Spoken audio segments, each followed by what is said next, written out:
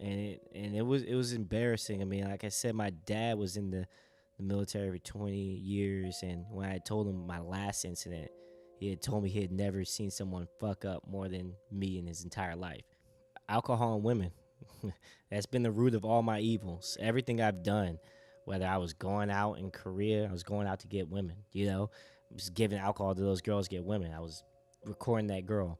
I realized I was drinking too much probably when I was 25 years old. I'm 27 now. Probably about 25, 24. I just realized I was getting out of control. My dad was in the Navy, and he's from Virginia. And so I spent a lot of time around him. My grandfather was also in the Marines. My uncle was in the Navy. So I just had a rich family history in the military. So it just felt like the only thing I should really do, really. There wasn't much of an option.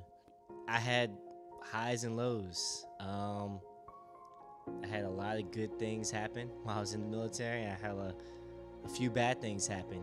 I had a girlfriend that I was dating out there in Italy, and I come from a culture kind of savages, really, where we just take pictures of girls and send them to our boys. Like, we call it feeding the chat, you know what I'm saying? And so I got into this girl, just handcuffed to a bed, which was all consensual. I have a chip on my shoulder, too. When I got kicked out or let out the door, I had a lot of people messaging me, kind of hating on me, saying, "I hearing you tying girls up, and damn, did you fuck up again? I heard you had your stripe for 2-3 months, and they took it from you."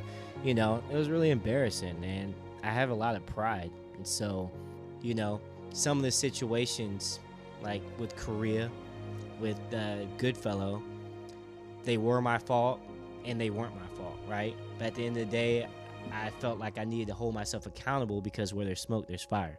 And obviously, I have faults in all my fuck-ups. I came to work one time hungover, had earrings on base in uniform, which is a big no-no. It was PT gear. But I remember one of the sergeants looked at me like I had burnt the American flag if I don't pretty much admit to buying alcohol. And so at the time, I was just scared, and I just admitted to it, right? And so after that, they charged me with an Article 15.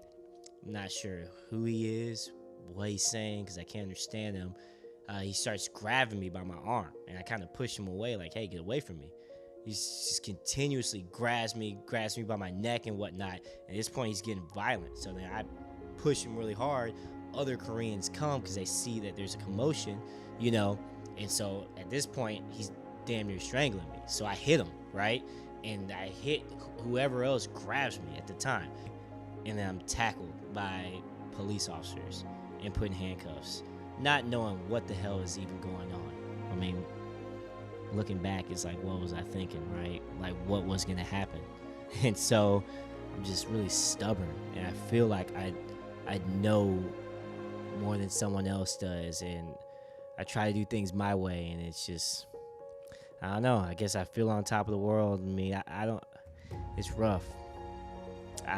It's hard to really explain, but I think just how I react to situations is something that I kind of look at all in all.